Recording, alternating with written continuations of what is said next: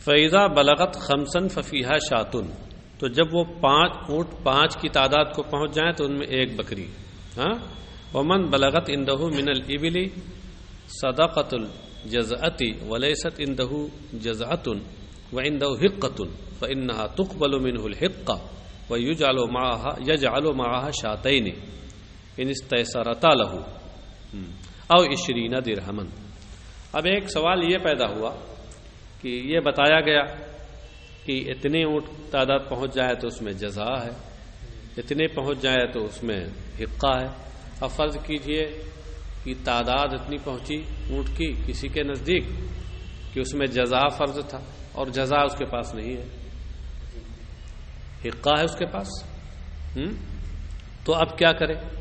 تو یہ ہے کہ حقہ دے اور باقی اب جو کمی ہے تو اس کے لیے کیا کرنا ہے؟ اس کو اس کمی کو پورا کرنا ہے. کمی کو کیسے پورا کیا جائے گا اس کا طریقہ یہاں بتایا جا رہا ہے.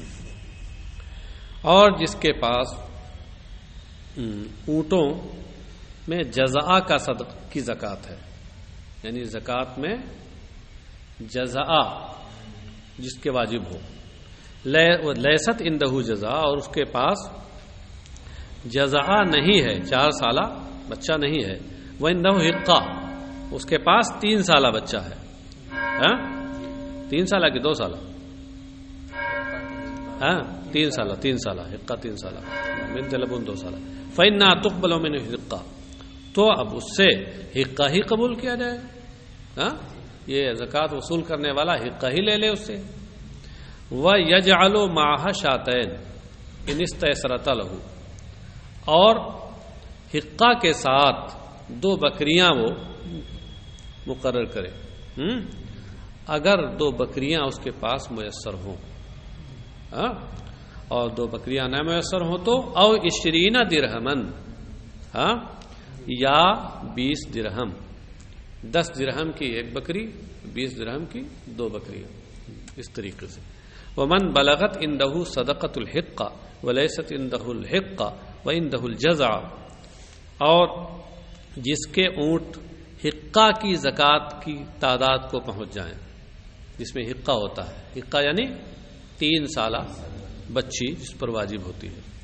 ولیس عندہ الحقہ عندہ الجزع، اس کے پاس 3 سالہ بچی نہیں ہے، 4 سالہ ہے، یعنی مطلب جو جتنا فرض ہے اس سے زیادہ ہے، تو فإنها تقبل منه الجزع ويعطيه المصدق 20 درہما اور شاتین، تو اس کی جانب سے جزا ہی قبول کیا جائے گا اور یہ صدقہ وصول کرنے والا اسے 20 درہم یا 2 بکریاں دے دے، تاکہ جتنا فرض ہے اتنا ہی وصولی ہو، ہے نا. ومن بلغت عنده صدقۃ الحقہ ولیست عنده الا بنت لبون فإنها تقبل منه بنت لبون ويعطي شاتين او 20 درہما، اور جس شخص کے پاس اتنے اونٹ ہوں کہ جو حقہ کی زکوٰۃ کو پہنچتے ہوں 3 سالہ کی، اور اس کے پاس بنت لبون ہی ہے، یعنی 2 ہی سالہ ہے بچیاں ہیں، تو اس کی جانب سے بنت لبون ہی قبول کی جائیں گی اور یہ صدقہ وصول کرنے والا اسے 2 بکریاں یا 20 درہم دے دے گا. ومن بلغت صدقته بنت لبون وعنده حقہ فإنها تقبل منه الحقہ ويعطيه المصدق 20 درہما اور شاتین، اور جس کے کی زکوٰۃ کے اونٹ جو ہیں وہ بنت لبون کو پہنچیں اور اس کے پاس حقہ ہے تو حقہ ہی قبول کیا جائے گا اور یہ صدقہ وصول کرنے والا 20 درہم یا 2 بکریاں دے دے گا. بلغت صدقته بنت لبون وليست عنده وعنده بنت مخاض فإنها تقبل منه بنت مخاض ويعطي معها 20 درہما اور شاتین، اور جس کی زکوٰۃ اونٹ کی زکوٰۃ بنت لبون تک پہنچے اور اس کے پاس بنت لبون ہے نہیں، لیست عندہ، لیست میں ضمیر حیا کا مرجع بنت لبون، بنت لبون اس کے پاس ہے نہیں، اس کے پاس بنت مخاض ہے 1 سالہ بچہ، تو ایک سالہ بچہ ہی اس سے قبول کر لیا جائے گا. اور پھر یعطی معہا 20 درہمن اور شاتین، اور پھر اب یہ زکوٰۃ دینے والا اس کے ساتھ 20 درہم یا 2 بکریاں دے دے. یعنی ایک بکری کی قیمت 10 درہم رکھی گئی. ومن بلغت صدقته بنت مخاض وليست عنده وعنده بنت لبون فإنها تقبل منه ويؤتيه المصدق 20 درہما اور شاتین. اور جس کی زکوٰۃ جو ہے بنت مخاض تک پہنچ جائے اور اس کے پاس بنت مخاض نہیں ہے، بنت لبون ہے اس کے پاس، تو اب یہ بنت لبون ہی اس سے کی جانب سے قبول کی جائے گی اور صدقہ وصول کرنے والا 20 درہم یا 2 بکریاں اسے دے دے گا.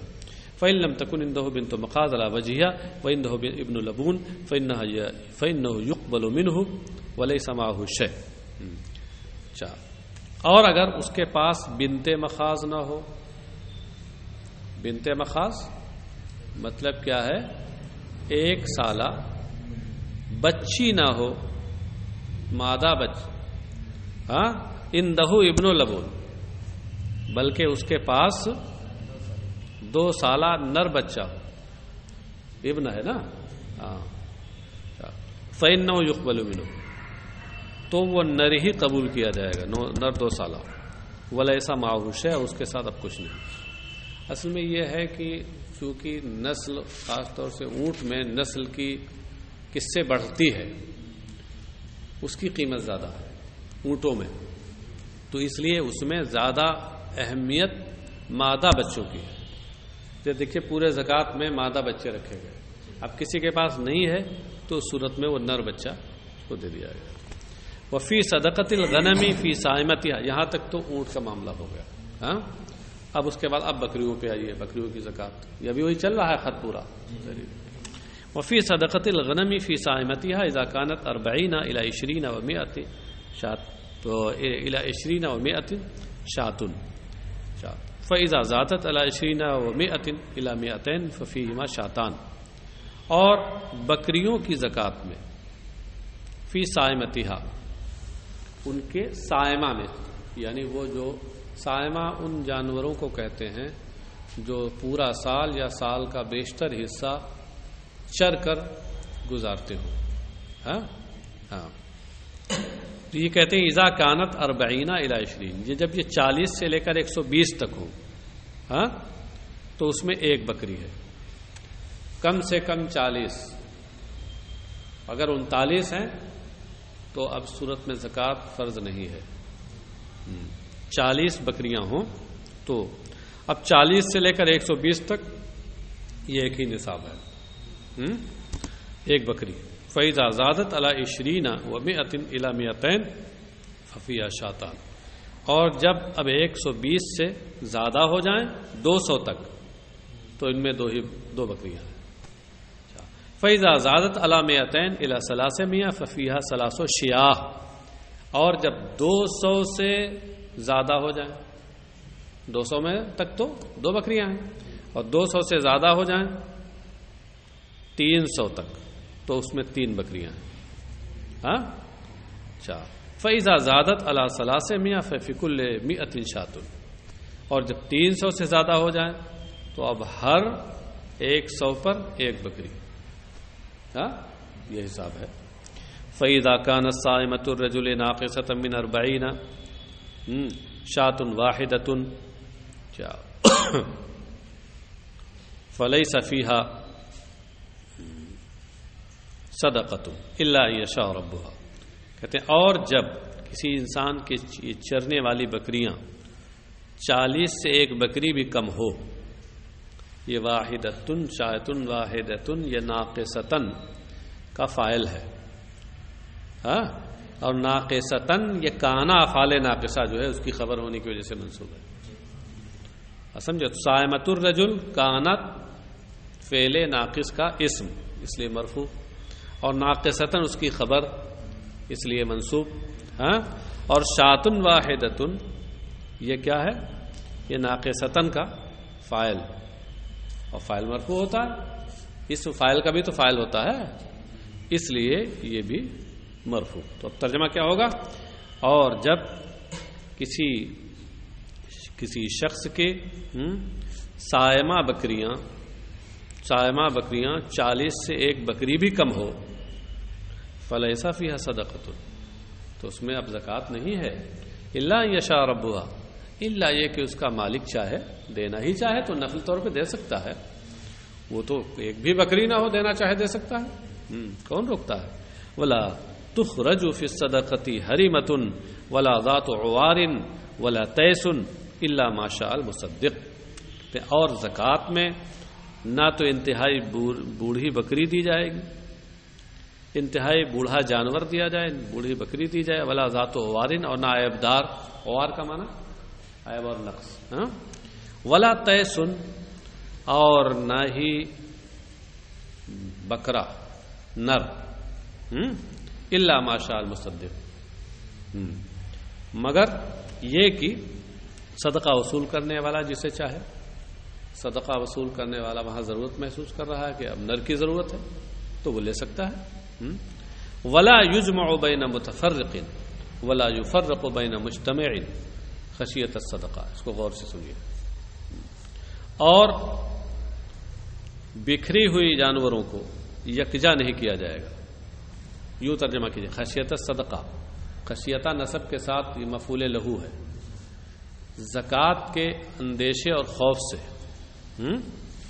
بکھرے ہوئے جانوروں کو یکجا نہیں کیا جائے گا، اور یکجا جانوروں کو الگ الگ بکھیرا نہیں جائے گا. کچھ سمجھ میں آیا؟ اس کی دو صورتیں ہوتی ہیں. یہ عمل کبھی کبھی خود صاحب زکوٰۃ کی طرف سے ہوتا ہے جو مالک ہے جانوروں کا، اور کبھی کبھی صدقہ اور زکوٰۃ وصول کرنے والے محصل کی طرف سے ہوتا ہے. تو یہ جو مالک ہے اس کی طرف سے اس کے ہونے کی کیا صورت ہے؟ اس کے ہونے کی مالک کی صورت یہ ہے کہ مثال کے طور پر اس کے پاس دو آدمی شریک تھے ملکیت میں، اور فرض کیجئے ان کے پاس 40 بکریاں تھیں دونوں کی ملا کے. تو 40 بکریوں کی تو ایک بکری ہے. اب کیا ہے کہ جب سال پورا ہونے کو آیا تو انہوں نے کہا بھائی ایسا ہے 20 تمہاری ہیں، تم لے لو، 20 ہم اپنے پاس رکھتے ہیں. بکھیر دیا. جو مجتمع تھی، مجتمع ہو کر وہ نصاب کو پہنچ رہی تھی، ایک بکری دینی پڑتی. اب جب بکھیر دیا 20 ہی بچی، 20 ان کے پاس 20 ان کے پاس، تو نہ ان پر زکوٰۃ نہ ان پر زکوٰۃ، دونوں کی زکوٰۃ بچ گئی. تو زکوٰۃ کے اندیشے اور خوف سے متفرق کو جمع نہیں کیا جائے گا، اور مجتمع کو، تو یہ مجتمع کو متفرق نہیں کیا، یہ تشریح ہم نے کر دی. اور متفرق کو جمع نہیں کیا جائے گا. اس کی بھی ایک صورت ہو سکتی ہے کہ مثال کے طور پر آپ نے دیکھا کہ اگر 40 بکریاں ہیں تو ایک بکری، اور 120 تک بھی ایک ہی بکری. اب کیا ہے کہ کسی کے پاس 40 بکریاں تھیں، اور کسی کے پاس یوں کہہ لیجئے کہ 79 بکریاں تھیں یا 80 بکریاں تھیں. تو اب الگ الگ رہتی تو دونوں کو ایک ایک بکری دینا پڑتا. کیوں؟ اب جو قریب وقت آیا تو کہا ہم ملا لیتے ہیں دونوں لوگ. تو ادھر کی 80 وہ آئیں اور ادھر کی 40 یہ گئی، کل بنی کتنی؟ 120. 120 پہ ایک ہی تو بکری ہے، ایسے دو دینی پڑتی. تو اس طرح کی چال بازی اور ہیلے بازی زکوٰۃ کے معاملے میں نہ کی جائے. یہ ہے، سمجھ گئے؟ یہ تو ہوا صاحب مال کی طرف سے، اور محصل اور وصول کرنے والے کی طرف سے بھی یہ ہو سکتا ہے کہ مثال کے طور پر وہ زیادہ وصول کرنا چاہے تو اب اس کی صورت یہ ہے کہ جو دو شریکوں کی ہیں مگر یہ کہ وہ الگ الگ ہیں، اور جمع کرنے میں اس کا فائدہ ہو جائے گا. مثال کے طور پر کہ ایک کے پاس 100 فرض کیجئے کہ 120 بکریاں تھیں، اور دوسرے کے پاس جو ہے وہ 2 ہی بکریاں تھیں، تو 120 کی ایک دینی پڑتی ہے اس کو، اور 2 کی کچھ نہیں دینی پڑتی. اب اس نے ملا دیا، ہو گئی کتنی؟ 122. تب تو 2 بکریاں دینی پڑیں. ہاں تو 2 بکریاں وصول کرنے کے لیے ملوا دے، یہ محصل کی طرف سے۔ تو بہرحال نہ محصل کی طرف سے اور نہ ہی مالک کی طرف سے متفرق کو جمع کرنا یا مجتمع کو متفرق کرنا یہ درست نہیں، یہ سب چال بازی زکوٰۃ کے معاملے میں نہیں، اس کا تعلق بارگاہ الہی سے ہے۔ ہاں ہاں وما كان من خلیطین فإنہما یتراجعان بینہما بالسویۃ، اور جو بکریاں 2 شریکوں کی ہوں، خلیطین یعنی شریکین، فإنہما یتراجعان بینہما بالسویہ، تو وہ دونوں ان کے درمیان برابر برابر لے لیں گے، رجوع کریں گے، آپس میں رجوع کریں گے، یعنی برابر برابر لے لیں گے۔ ہاں ہاں کیا مطلب ہے؟ مطلب یہ ہے کہ مثال کے طور پر 2 آدمی بکریوں میں شریک تھے، ایک کی بکری 40 تھی اور دوسرے کی فرض کیجئے 160 تھی، تو اب ایسی صورت میں 40 والے پر 1 بکری ہے اور دوسرے والے پر، اس پر بھی تو 1 ہی بکری ہے، نہیں میں ایک کی مان لیجیے 40 ہیں اور دوسرے کی 160، ہاں تو 160 اور 40 ملا کے کتنی ہوئی؟ 200، تو کتنی بکری ہوں گی؟ ہاں 2 ہی بکری ہوں گی۔ تو اب جب 2 ہی بکری ہوں گی تو اس صورت میں یہ کرنا ہوگا کہ 1 بکری 40 والے کو دینی ہوگی اور 160 والے کو بھی 1 ہی بکری دینی ہوگی، یہ نہیں کہ اب اس کا پورا پورا حساب لگایا جائے، ٹھیک ہے نا؟ تو یہ ہے، اس طریقے سے وہ برابر برابر کا ہے، یہ مطلب ہے، برابر برابر کا وہ مطلب نہیں ہے کہ اب 40 کا حساب لگایا جائے اس حساب سے کہ یہ 200 بن رہی ہیں، 200 کا 40 جو ہے وہ 1/5 ہوا، 40 بن جائے 200، تو 1/5 اس کو دینا ہے اور باقی 3/5 اس کو دینا ہے، یہ نہیں ہے، بلکہ اس کی جتنی بنتی ہیں اس میں زکوٰۃ کتنی ہوگی وہ اس کو دینی پڑے گی، اور اس کی جتنی ہے اس پہ زکوٰۃ جو بن رہی ہے اس کو دینی پڑے گی، یہ سمجھیے۔ وما كان من خلیطین فإنہما یتراجعان بینہما بالسویہ، اور جو 2 شریکوں کی بکریاں ہوں تو یہ دونوں آپس میں اپنے درمیان برابری کے ساتھ لے لیں گے، ایک دوسرے سے رجوع کر لیں گے، یتراجعان۔ وفي الرقۃ ربع العشر، اور رقہ کہتے ہیں چاندی کو، خاص طور سے وہ چاندی جو صاف کر کے اور ڈھال دی گئی ہو کسی شکل میں، چاہے زیور کی شکل میں یا سکے کی شکل میں، کسی شکل میں، تو چاندی، ڈھلی ہوئی چاندی میں ربع العشر، چوتھائی عشر ہے۔ چوتھائی عشر کا مطلب 40واں حصہ، 40واں حصہ۔ ارے بھائی چاندی اور سونے کی زکوٰۃ 40واں حصہ تو ہے، 2.5% ہے 40واں حصہ۔ فإن لم تكن إلا 90 و100 فليس فيها شيء، تو اگر وہ 190 ہی ہوں، بھائی 200 درہم پر ہے اور 200 درہم سے اگر کچھ بھی کم ہے تو اس نصاب کو نہیں پہنچا، تو اس صورت میں زکوٰۃ فرض ہی نہیں ہوگی۔ تو اگر وہ 190 ہے تو اس میں کچھ نہیں، الا یشاء ربها، مگر یہ کہ اس کا مالک چاہے۔ یہ 190 کہا، 190 کیا 199 ہو تب بھی نہیں، یہ طریقے مثال کہا ہے، بس تعین مراد مقصود نہیں ہے۔ امام بخاری نے سے روایت کیا۔ اچھا یہ 2 حدیثیں مختصر رہ گئی، یہ بھی دیکھ لیجیے۔ عبداللہ ابن عمر عن النبی صلی اللہ علیہ وسلم قال فيما سقط السماء والعيون او كان عثريا العشر وما سقي بالنزه نصف العشر، رواہ البخاری۔ حضرت عبداللہ ابن عمر سے روایت ہے، وہ نبی اکرم صلی اللہ علیہ وسلم سے روایت کرتے ہیں کہ سرکار نے فرمایا کہ ان زمینوں میں کہ جنہیں بارش سیراب کرے اور چشمے سیراب کرے، یا وہ زمینیں اثری ہوں۔ اثری زمین کا مطلب کیا ہے؟